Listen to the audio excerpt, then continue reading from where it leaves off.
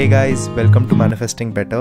I'm back with another video and another topic that needs to be addressed. I also have an Instagram account. The link for that is in the description box below. Coaching is also available. The link for that too is in the description box below. So, today's topic is resentment. Resentment while manifesting a specific person.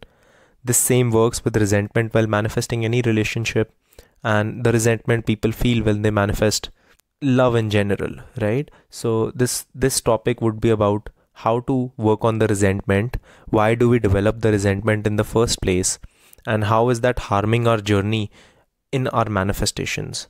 First thing I would like to say is that this is not a video if you are in an abusive relationship.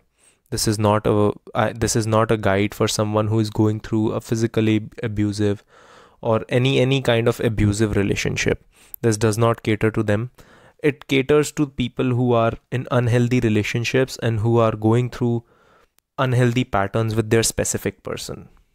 First, we need to understand that there are a few points that we have to take into account before understanding how the resentment builds. So the first place the resentment builds from is unhealthy patterns in relationships. Let me explain. It's very normal for us, and people do this often, that when we get into relationships, slowly but surely, we start getting in an unhealthy pattern with that person, which means that we, in a very slow manner, we start dropping things from our life that we like. We start dropping things like, let's say I have a hobby, let's say my work, let's say my friends, other things that we start dropping altogether. We start dropping our life and we start giving that time to that person. And which is good. You should give the time to the person that you love, and you should give time to a nurturing relationship. But when it becomes an issue is that when we go into it in an unhealthy way, which means when we go into it from a side where that relationship is the only thing that we are focusing on. We have dropped meeting our friends. We don't go out. Everything that we do is just for the sake of that relationship, which in that time seems good. But because earlier we used to get that validation from so many places, and now those places have decreased because we have started to put so much time and attention into this one relationship, and we have started to think that this relationship will give us that kind of validation, and it doesn't. That is when we start developing resentment against that person, that they are not giving us that validation, because it was never them in the first place. It was our unhealthy patterns in a relationship that led us to this point. The second thing is unhealthy boundaries. Now, what happens is when we have a lack of self-worth, right? We don't feel good about ourselves, and based on that, we are constantly thinking that this person is doing me basically it's my privilege to be with this person. I think in my mind we start to think that this person coming into my life is a great thing. They finally are coming to me, and because we don't have patterns of love within ourselves, we are not able to provide the feelings of love that we want to ourselves, we think that this person will come do it for us. So in any way, shape or form, they start to show up, which means that even if they are a little bit disrespectful, even if they don't talk to us properly, even if they start showing up in a manner which we don't expect or respect, we still accept it. But that was our inability to create a boundary in that moment that was the issue. But we start to put it on the person and we start to resent them for it. The third thing we start to create resentment for is when we start to chase someone. What happens is, and this is very common that I have seen, is that we start to chase someone in a very obsessive manner. We start to text them multiple times. We start to call them when they are not responding. We show up outside their house. It's basically stalking, running after someone, and creating a sense of direction in your mind where you are just chasing. And that person doesn't reciprocate that chasing. Because that person isn't reciprocating that chasing, we start to then think that, oh, why did he do that to me? Why did he not text me back? Why did he not call me? He should have picked up my call. No, they had no responsibility to pick up your call in that moment. It was your unhealthy pattern to chase. And because it was your unhealthy pattern to chase, they don't have to take any part in it. But until and unless you stop, you will keep creating resentment against that person in your mind. The fourth thing is that when we don't work on our insecurities and expect things from them. Let me explain.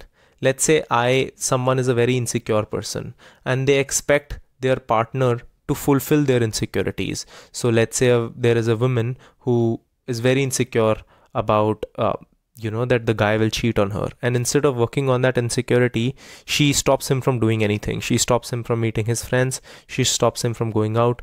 Let's say there is a guy who is very insecure and she stops the girl that he's dating from meeting her friends. He stops her from wearing a certain set of clothes, not posting on Instagram, not meeting their friends, stuff like that, and stop them from having hobbies, stop them from having fun.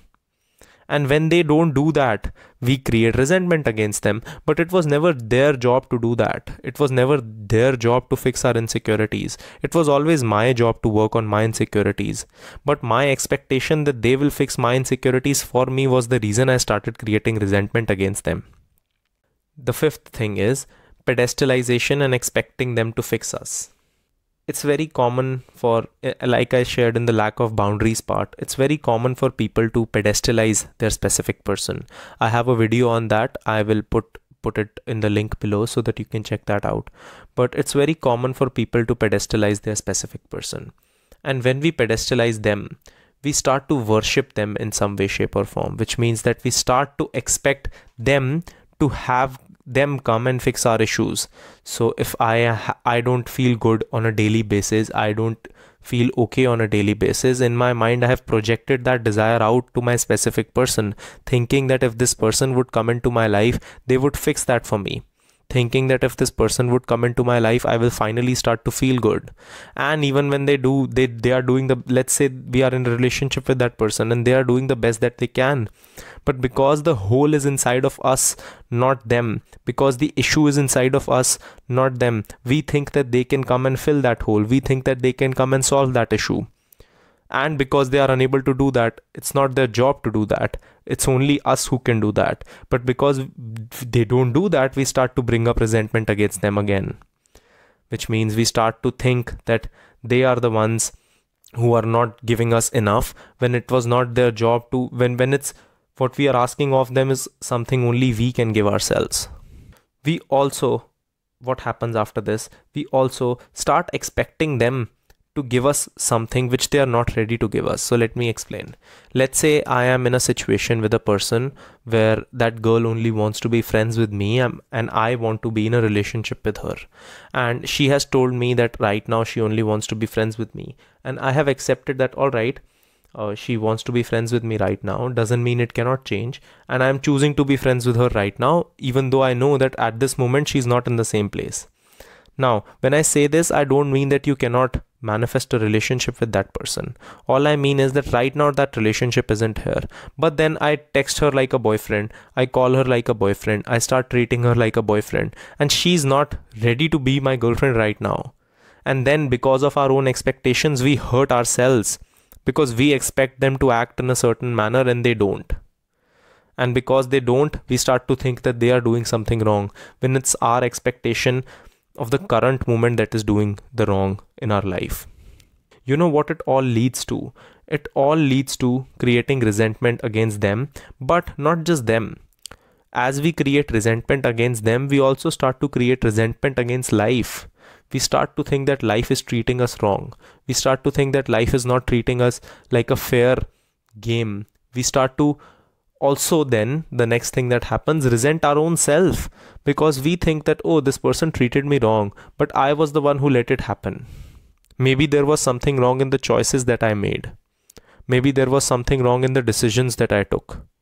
And then we start to doubt our own decisions, our own perceptions of things. I will be making another video based on how to work on forgiveness. That will be, I think, my next video or the one after that. But before I move ahead from there, please realize that it's not that person's job to come and fix you. It's not that person's job to come and fix you, and they won't. And our expectation that they can do that is the reason that we get hurt.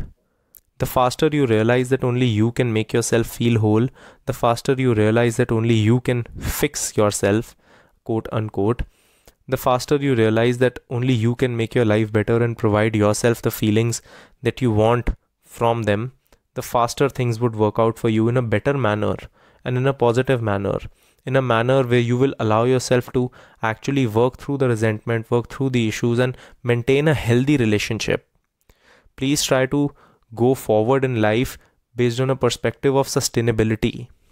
Please try to maintain the manifestations. That should be your question. How can I maintain long-term success with this? Not just get it and be done with it, but how can I make sure that I maintain a long-term success with this? How can I make sure that the next time we guys fight, because in a relationship people can sometimes fight, that the next time we fight, it doesn't end in one of us saying something hurtful to each other? How can I make sure that I am someone who can get into a relationship and maintain it without actually abusing or without actually fighting? Not fighting as in disagreements, but fighting. When you will change your focus and when you will shift your focus to betterment in a long-term perspective, the manifestations become side effects of that. That's where you suspend the ego. That's where you understand what love means. That's where you understand how you work with yourself, and that is where the self-concept part of the life starts in a deeper and an extensive manner. I would really appreciate if you listen to this video twice, because it will solve a lot of issues for you. And just wait for the video next week where I will be covering about how to work on forgiveness, the way that I go about it with my clients. Working on that is always going to be helpful. Even in my, the self-help course is still up for sale. I'm still selling it. I'm probably going to be increasing the prices next month because I'm adding some things in it. So if you want, you can go for it right now. In there too, I cover a lot about resentment and I cover a lot about resistance. I will see you guys in the next video. Click the like button if you liked the video. Subscribe and turn the notifications on for more such content. Comment down your video suggestions and I will see you guys in the next one.